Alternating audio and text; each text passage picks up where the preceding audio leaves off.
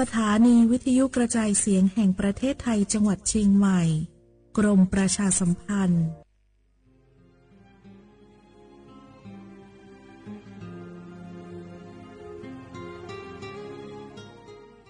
This is a moment of profound grief for the Kingdom of Thailand. The collective voices of Radio Thailand Chiang Mai join the Thai nation in mourning the passing of our beloved Queen Martha,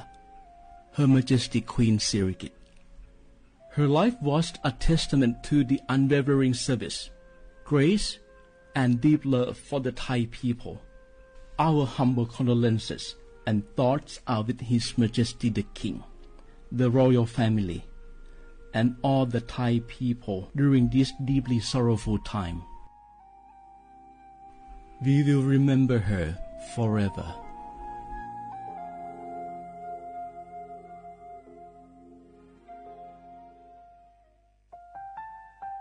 วานูลิซูชีแท้มีคนแนวจามาอามุสานีมาอาคือทิลิซาโงวานูวัตซึมาอาคือแฟมาโกวัตวามาทิลิชิควาลิปุดูแท้มีคนแนวจามาวานูลิซูชิจาควาซาโวอามาคือตาโคเลเลทิลินีมาจาจานีมาทิลิซาจาโง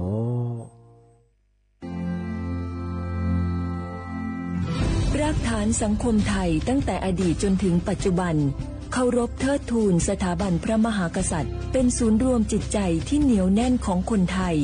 ในเวลาที่เกิดวิกฤตทางการเมืองพระบารมีของพระเจ้าอยู่หัวก็ทำให้เกิดความสงบและช่วงที่เกิดวิกฤตเศรษฐกิจปรัชญาเศรษฐกิจพอเพียงของพระเจ้าอยู่หัวรัชกาลที่9พระราชทานให้กับคนไทยก็ทำให้ผู้ที่น้อมนำมาปฏิบัติมีภูมิคุ้มกันและไม่เกิดความเสียหายพระปฐมบรมราชโองการของพระเจ้าอยู่หัวรัชกาลที่10เราจะสืบสานรักษาและต่อยอดและครองแผ่นดินโดยธรรมเพื่อประโยชน์สุขแห่งอาณาราษฎรตลอดไปพระมหากษัตริย์ไทยทุกพระองค์ทรงห่วงใยราชย์เสมอสถาบันพระมหากษัตริย์ไทยศูนย์รวมใจไทยทั้งชาติ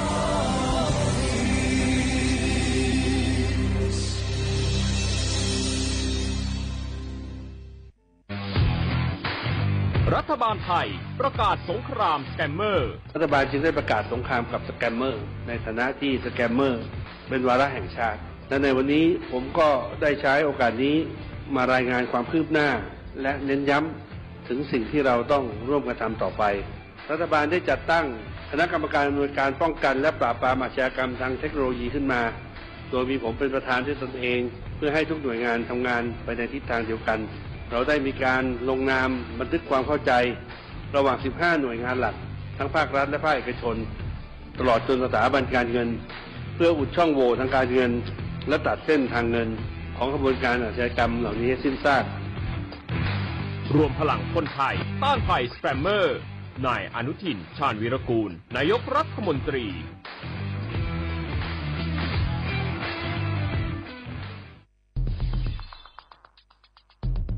แค่3 ปีความเสียหายจากอาชญากรรมไซเบอร์ของคนไทยพุ่งทะลุถึง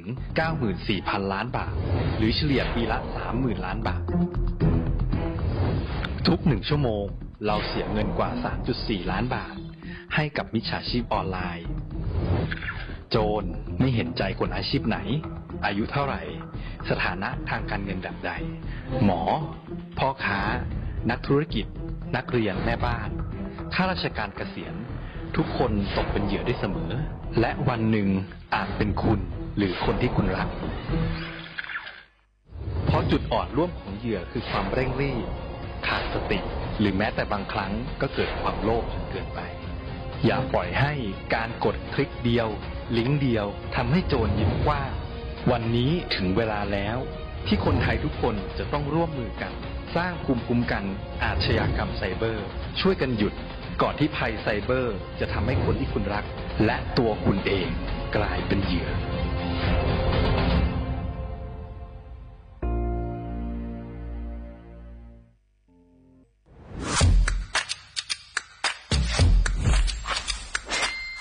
กลับมาแล้ววันนี้กับโครงการคนละครึ่ง plus รัฐออกครึ่งประชาชนออกครึ่งช่วยเศรษฐกิจไทยหมุนเวียนเติบโต ถ้าเราช่วยกัน plus ต่อยอดให้เศรษฐกิจไทยเติบโตอย่างยั่งยืนด้วย5 plus plus ที่ 1 เพิ่มช่วงอายุผู้เข้าร่วมโครงการจาก18ปีเป็น16ปีplus ที่ 2 เพิ่มวงเงินใช้จ่ายจาก150บาทเป็น200บาทเพิ่มพลังซื้อของประชาชนเพื่อกระตุ้นการหมุนเวียนในระบบเศรษฐกิจฐานรากลดภาระค่าครองชีพplus ที่ 3 เพิ่มสิทธิพิเศษด้วยการดูแลผู้ที่อยู่ในระบบภาษีให้ได้รับสิทธิพิเศษมากขึ้นเพื่อสร้างแรงจูงใจให้ทุกคนร่วมอยู่ในระบบอย่างโปร่งใส plus ที่ 4 เพิ่มโอกาสให้นิติบุคคลขนาดเล็กเข้าร่วมได้ให้ธุรกิจเติบโตเป็นกำลังสำคัญของเศรษฐกิจไทย plus ที่ 5 เพิ่มทักษะใหม่เพื่อพัฒนาให้ร้านค้านำความรู้ใหม่ๆมาช่วยเพิ่มยอดขายลด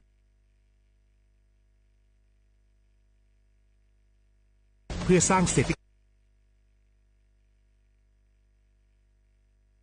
ละครึ่ง plus ไม่ว่าจะสั่งข้าวคนละจานชาเขียวคนละแก้วขนมเค้กคนละชิ้นหรือหลายๆชิ้นก็ใช้ส่วนลดได้ทันทีสูงสุดวันละ200บาทแถมใช้กับฟู้ดเดลิเวอรี่ก็ยังได้สำหรับประชาชนไทยอายุ16ปีเป็นต้นไปสมัครรับสิทธิ์ผ่านแอปพลิเคชันเป๋าตังวันที่ 20-26 ตุลาคม 2568 สำหรับร้านค้าที่สนใจร่วมโครงการสมัครได้ผ่านแอปถุงเงินวันที่ 15 ตุลาคมถึง 19 ธันวาคม 2568 แล้วเตรียมพร้อมรับลูกค้าจากทั่วประเทศเพราะนี่คือโครงการที่คนไทยทุกคนช่วยกัน plus เพื่อให้เศรษฐกิจไทยโตไปพร้อมกันโครงการคนละครึ่ง plus ดำเนินการภายใต้เป้าหมายที่ชัดเจนของรัฐบาลในความต้องการกระตุ้นเศรษฐกิจลดภาระค่าครองชีพให้ประชาชนและยกระดับศักยภาพผู้ประกอบการไทยให้พร้อมในยุคดิจิทัลโดยยังคงยึดหลักความโปร่งใสตรวจสอบได้และป้องกันการใช้สิทธิที่ผิดวัตถุประสงค์คนละครึ่ง plus เพิ่มพลังเศรษฐกิจไทยพร้อมโตไปด้วยกัน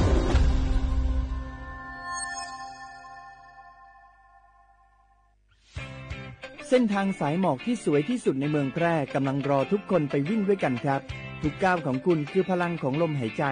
ชวนเพื่อนชวนครอบครัวมาวิ่งฝ่าสายหมอกเพื่อโรงพยาบาลแพร่ในวันอาทิตย์ที่ 7 ธันวาคม 2568 บริเวณลานกิจกรรมหลังวัดพระธาตุช่อแฮมาร่วมกันส่งต่อพลังแห่งความดีเพราะทุกก้าวของคุณช่วยต่อชีวิตให้กับผู้ป่วยในโรงพยาบาลแพร่สมัครได้เลยวันนี้แล้วไปวิ่งด้วยกันในวันอาทิตย์ที่ 7 ธันวาคม 2568 พบกันบริเวณลานกิจกรรมหลังวัดพระธาตุช่อแฮนะครับ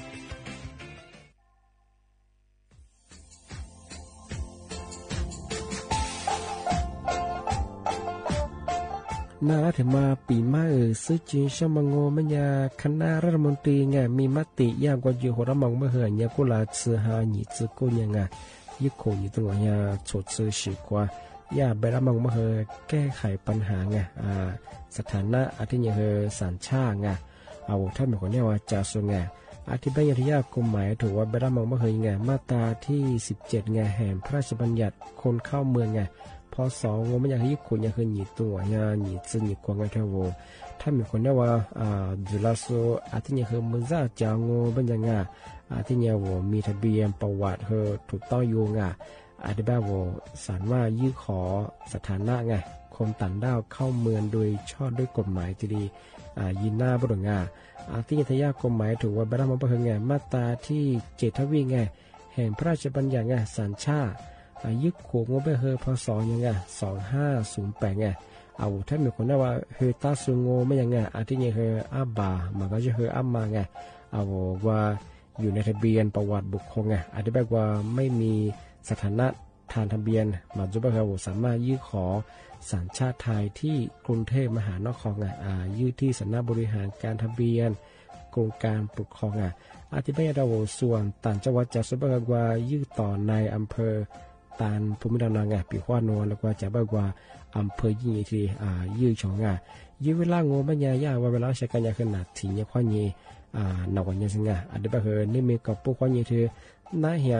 โชฮาหนีซึกูยังไงยึดโขหนีตัวเหี้ยโฉดซึกูกว่าเสือทีนี้ยื้อชองง่าทำไมปีมาซื้อจีเช่าว่าชาวข้าได้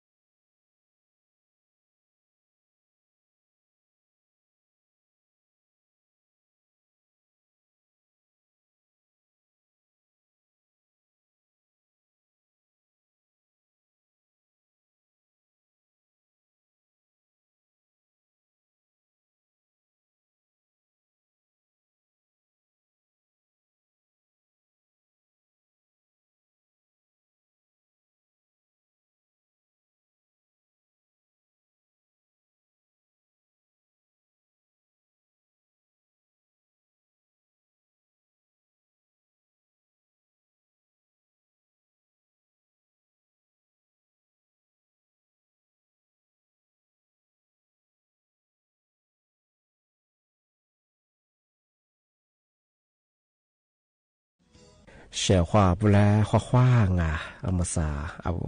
ลิซุงโอโดดเสตความเปล่าวเอาลิซุงโอปากกากุงโอไม่ยาทาจิ้มหมายงาสถานีวิทยุกระจายเสียงแห่ง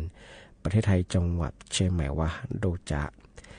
ในไปเหตุสมมุขวานีเจโมติขวาโดที่โมลองว่ามันยาหนีมุขวานีสามโมติขวาดวะที่ยังมันเหยียขวาโดจะนาที่เหยียขวานีนาเหยียสง่าเอาวิทยุว่ามือจำมังว่ามันยังเคยยี่ระบบยา AM ยี่ครึ่งความถี่งบเหตุที่ตัวลี่ยาฉีดโชว์ขึ้นกว่าโจยาดอลลาร์อาทิตย์ทาวระบบไลฟ์สู่เหตุจังอ่ะฟิสบุยเพงว่าเหตุสวทเชียงใหม่ AM 1476กิโลวัตต์ที่เลบูยาเหตุที่เลดุลัง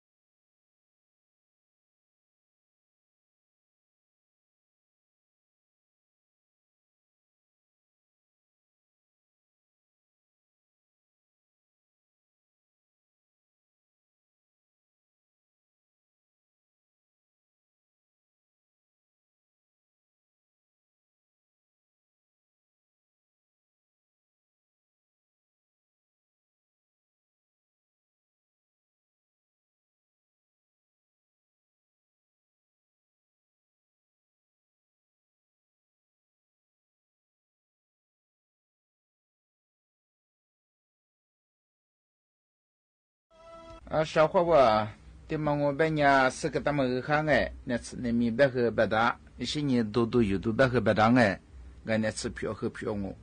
我拉出的嘛的个小伙娃我拉出嘛和可咋可多哎对嘛伢出几个嘛到了就都个嘛那次和票别哎俺这嘛伢阿里兄别嘛伢茶叶小伙娃茶叶的嘛伢别我小伙娃嘛是呀那位的呀茶那位在的呀马位的来UCLA 阿里邦啊，萨拉美干么的嘛，说是你对你弗拉芒诶，那出国别下提升古么，我多我们啦茶叶个多啊，而且说看你对你我别个茶叶嘛多么精诶，茶叶多啊嘛我别人小伙伴说的帮诶，提你啥个多嘛我别人维持来别个什么，我阿妈怕个了嘛，可嘛做咯。กูมาจูกูมาแล้วกัดอะไรบ้างไงช่วงนี้เป็นยาชาวเขาบอกว่าก็ยาศาสตราจารย์เลนออาหรับอะไรบ้างไงยาอาจารย์อายุรศาสตร์สิ่งนี้หมดแต่ชาวสุกุไงนับเพียงนับสิแต่ชัวกูนี่สู้เปียบสิ่งนี้เราชูกูชาเขียวใช้ยี่จุนแบบใช้ยี่แน่นบ้างไงว่าใช้ยี่ตัวมั้งไงอะไรมองเป็นยาอามาพาเกลียมาขึ้นมาจุงอ่ะอามาพาแล้วเกลียมากัดอะไรแบบงั้นที่มันคือชาวเขาคือมันจะชอบสุดที่เปียเป็นยางามแบบมันยาส่วนใหญ่มาซึ่งก็คือสุดที่เปียเนี่ยละมังมาซึ่งก็คือสิ่งนี้ใช้แบบมันมาซะเอาละชุบแบบมันมาคือตัวที่แบบมันใช้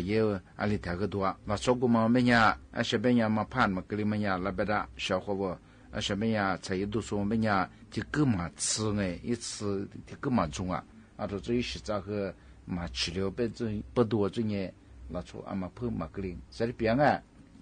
小伙娃呀，那วิทยาศาสตร์อะไรบ้างสารลัดเนี่ยฝรั่งอังกฤษมา说个老出皮子อะไรบ้าง老出皮子耍爬的嘛แล้วสิ่งนี้ฝรั่งมา我来想唔到要说ที่แบบ说สิ่งนี้ฝรั่งมาที่什么了老出个อะไรแต่ที่这个喜欢嘛อะไรที่这来แต่ที่这个喜欢嘛喜欢เนี่ย是呢喜欢เนี่ยอาทิตย์มา我老出เนี่ย面对呢啦是来对呢和哈在过来的啥，拉出远嘛拉出哈嘛来的啥嘛我别人，个嘛乌能哈喽，你们哈日上说的别阿里别人乌能哈日上，小伙我提里看你说你的别，我拉出那面话嘛是那个对你我别个嘛个哈个一挂提的啥个嘛是个哈提的啥，个嘛哈了，你们哈了提的啥，个嘛。maka goma tika guka ati manya suziyacha ati ma benya ziyacha ho benya de sa sudua de benya nyima sa wala cho meti mala kha shi de mo benya a sho kha shi de mo benya inyima lia inyima he pya jang la cho gu nyima pya ma benya shi huan ga ngala sha mo da ji he pya yi no ku ati mo benya na ma zuru pya ma zu na pya na shi na pya ma zu sa li ba nyima tsu gu ma zuอันเดียวมันเนี่ย日上说的呗我拉出小伙伴就看你我可的咋小和吃度里的咋嘛我拉出吃啥的嘛我呀对你嘛那么偏和对别的个那么去拉出个地里我就咋啥的我们你嘛苦苦嘛嘛别你嘛对我们呀抓嘛不都我们呀过的过面那个脑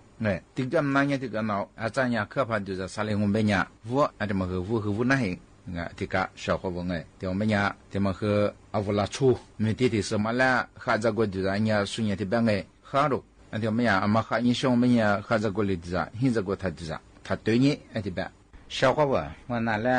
ก็เอาสุญญฝรั่งมันนับวิทยาศาสตร์ก็เอาสึกตามมันเนี่ยข้าอันที่มันจะกดที่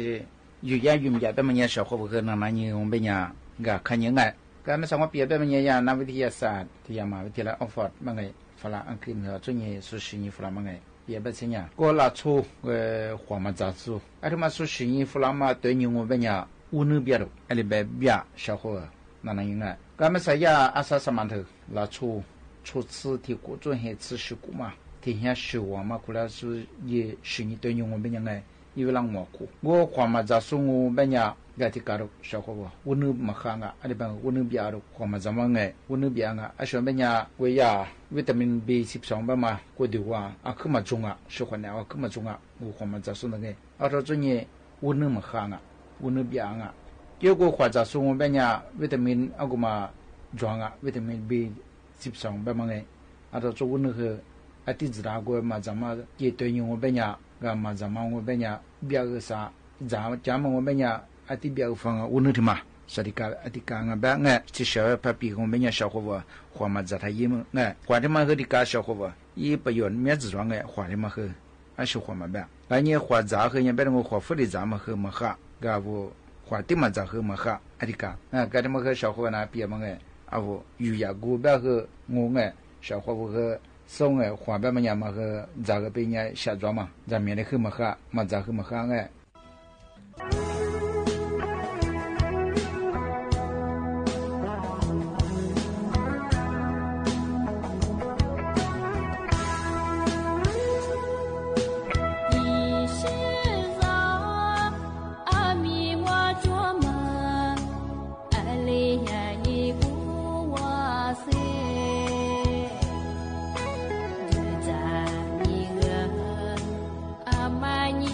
so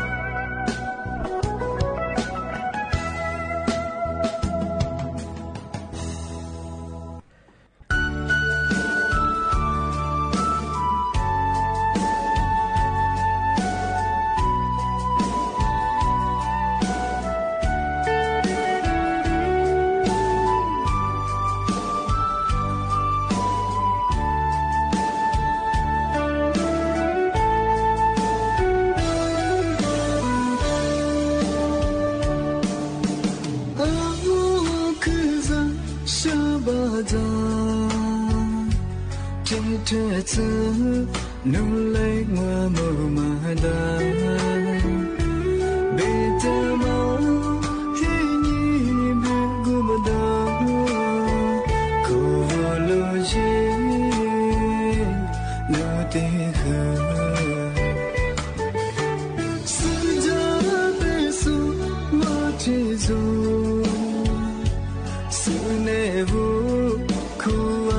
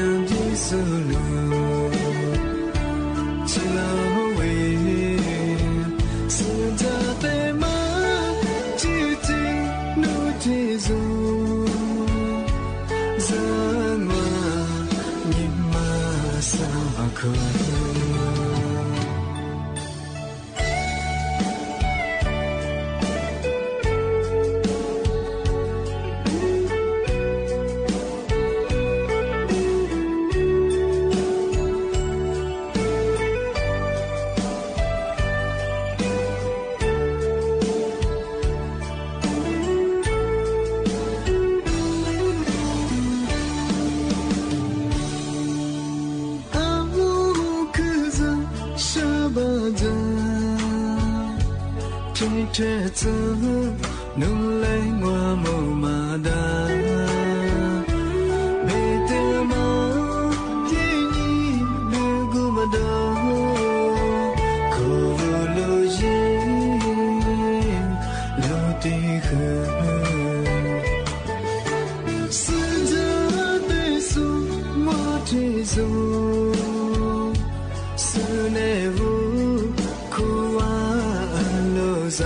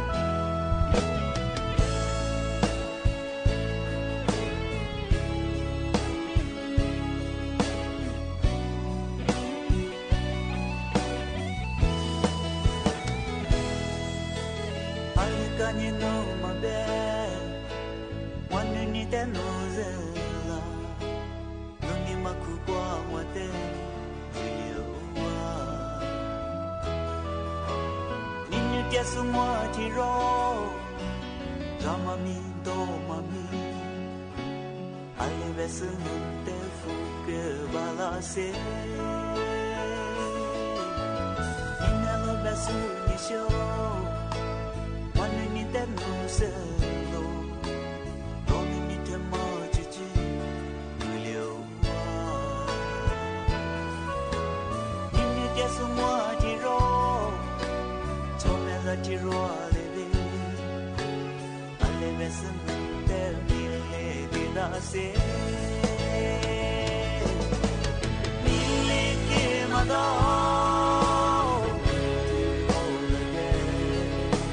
mille ke mada tiro alele mille ke mada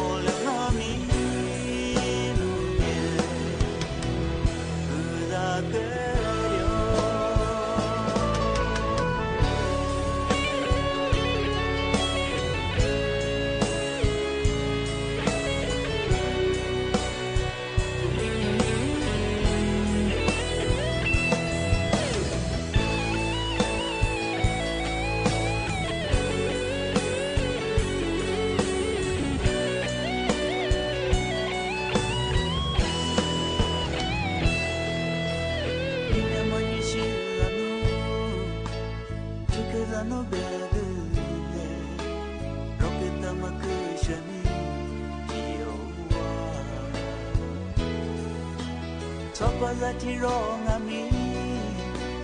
yani jati lalo ale besuno te mille queda se mille que mada tiro la mille que mada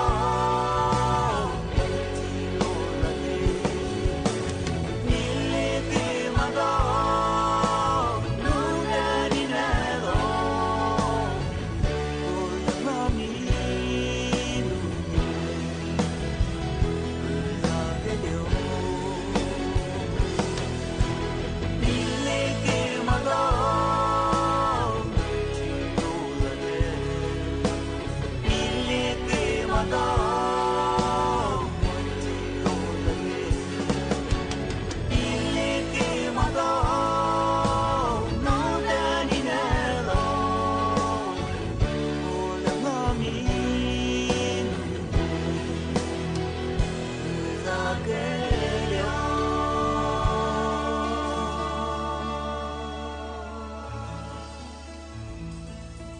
อาเตียงที่ถิ่มบางโง่บัญญาธรรมเฮ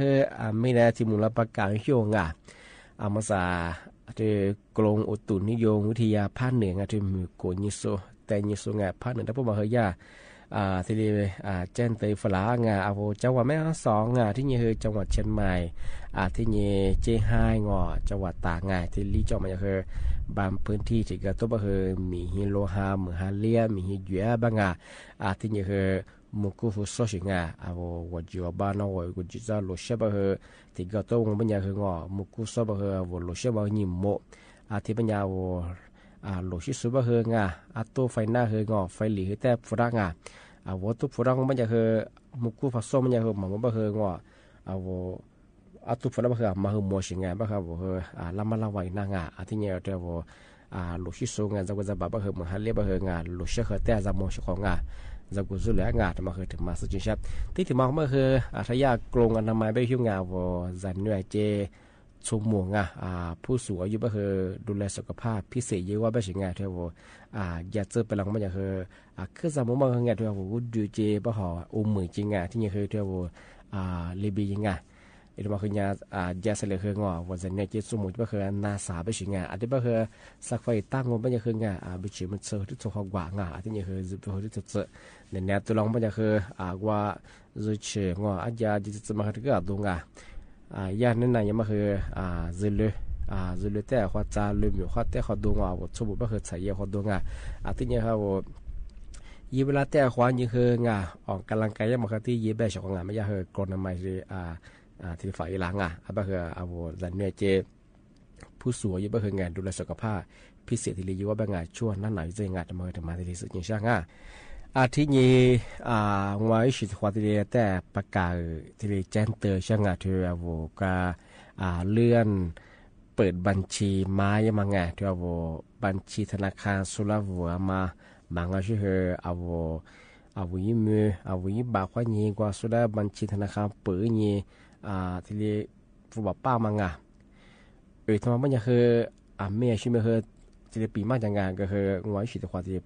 แจ้งเตือนยังมาคือยิ่งดูที่เรียกเป็นราชิงเอาว่าจุดสุดว่าคือติดกระตุ้นจะคือลามาโตก็โซเอาละผู้บ่าวที่ตรงว่าอย่างเงี้ยบัญชียิ่งเปิดยังมาคือไงที่เรียกเปิดสูตรจั่วไม่ใช่ไงวุฒิมันจะคือ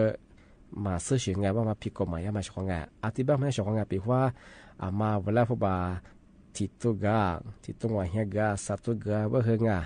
บัญชีเปิดจะคือถับเปิดไงที่นี่คือนบัญชีตัวมาคือสุราฟูมาไทยยังที่มาคือผิดกฎหมายยังไงปีว่าสุพรรณยาเมืองเลียงโง่ไม่ยาจำคุบงอสาวขบแบ่งพบคือสาวแสโคจางที่นี่ที่ว่ายุควาสูไม่ยาคืองอหนีขบข้อยิงงอขบแบ่ผู้ว่าก็คือนี่แสข้อยิงว่าเสกโคจาช่องงานไม่คือมาจุฬาบัญชีสุราเปิดก็คือสุดท้ายบัญชีมันว่ายาคือเลยยิสูได้ตัวผู้ใจเฉยไงที่บ้านคือ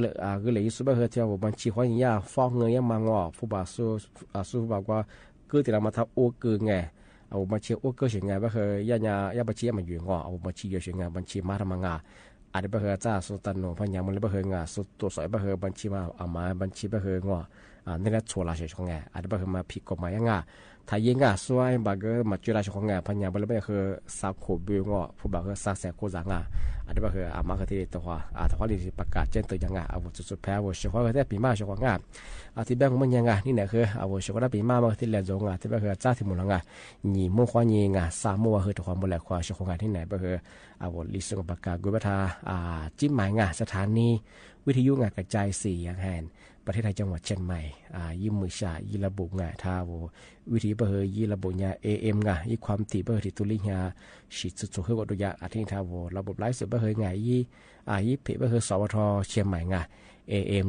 1476กิโลเฮิรตซ์ตัวอย่างของที่แบบมันจะคือมือสาคือพันเหนือเบอร์มือฮาลีจะเบอร์ย่าหัวเบอร์อากาศคือปลาลือปลางมาคือดูแลสุขภาพเยอะชงมือสาเบอร์เมื่อฮาลีก็จะเฮยจ้าของอากาศเฮยยังมาก็เดี๋ยวมาแต่ความสุดเดือดสุขภาพยังที่ปัญญาจ้าทั้งหมดละหนีมั่วควายนี่สามวันความหมดแหล่ความชกนี่ไหนบ้างเฮยนั่นละปีมาคือที่เราจงชกว่าถ้าวิทยุนั้นจะโซ่ไลฟ์สดตีโซ่ละเฮยนั่นละคือบ่โม่ชกว่าถ้าเฮยจะชิจามาผู้จะชิจาความกำยาว่าจริงน่าจะเพียงแต่ทำตัวเจงที่นี่แค่ที่นี่ว่าเขิดด้วยเฮยแล้วก็เยอะเฮยเขาคว้ากุยจริงสิเยอะเฮยวันจากวันดูเจชควางบ้างเฮยจ้าทั้งหมดละหนีมั่วควายนี่คือสามวันแต่ความหมดแหล่ความนี่ไหนบ้างเฮยนั่นละปีมาคือที่เราจงว่าชกว่าถ้าคือบ่โม่เขาคว้าสวัสดีครับ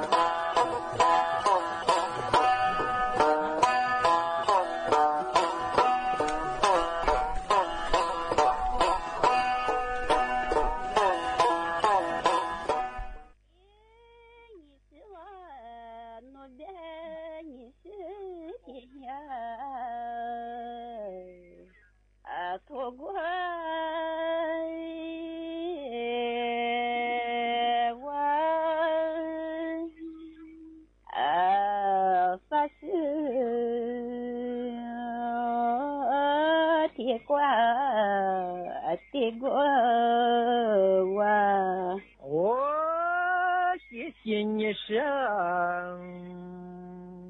你我是我是妻子过一多人，来过。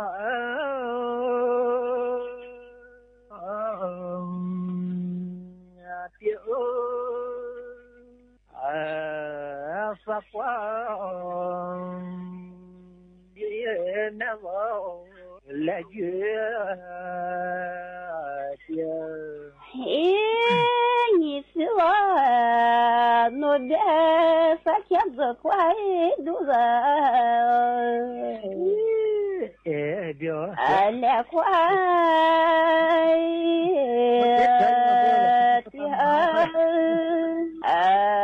也怪多人来个的，哦，谢谢你们，你我和子挂来个。你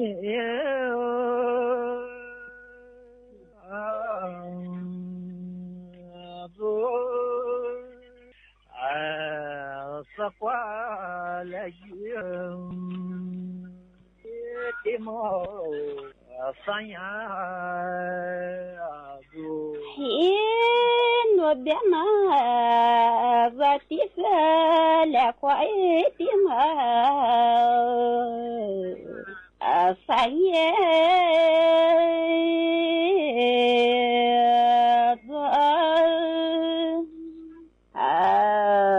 来个的嘛，三年谢谢你们，你和三年我的多，也别走。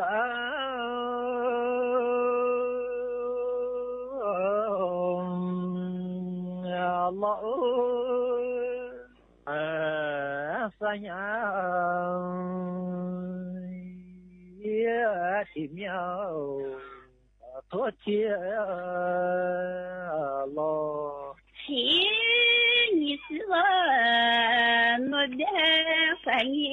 的多，别在。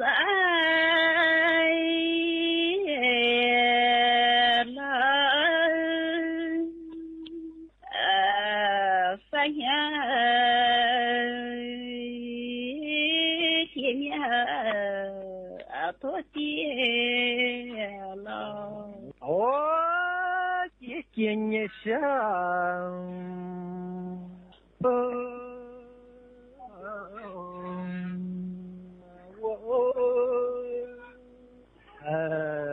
多谢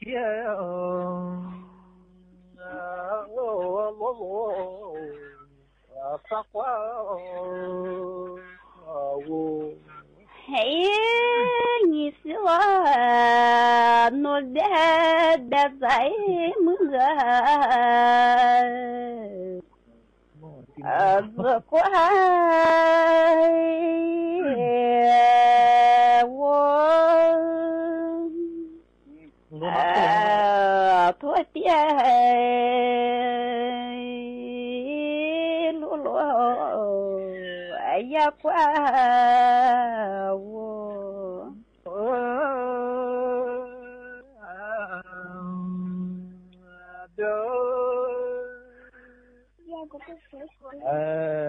也讲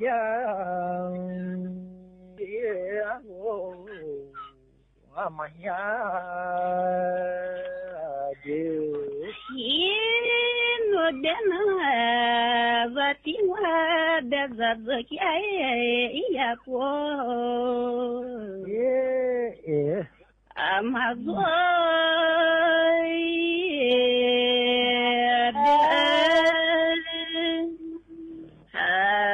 也讲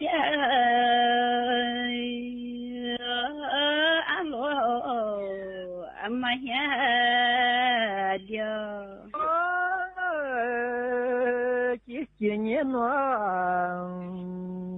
我们你的自家也红，哈利啦，哈利，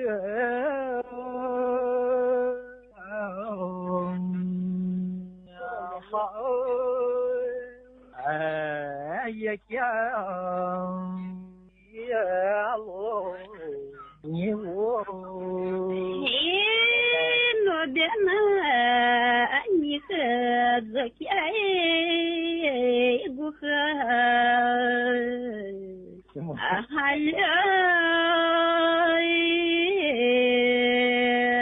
la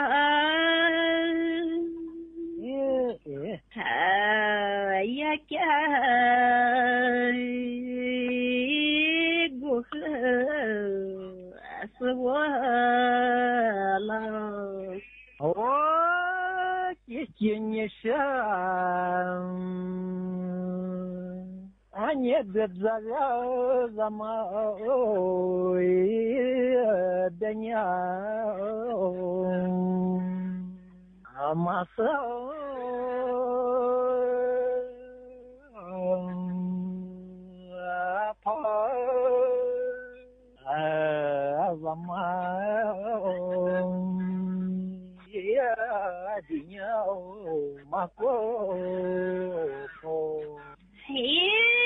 Nodena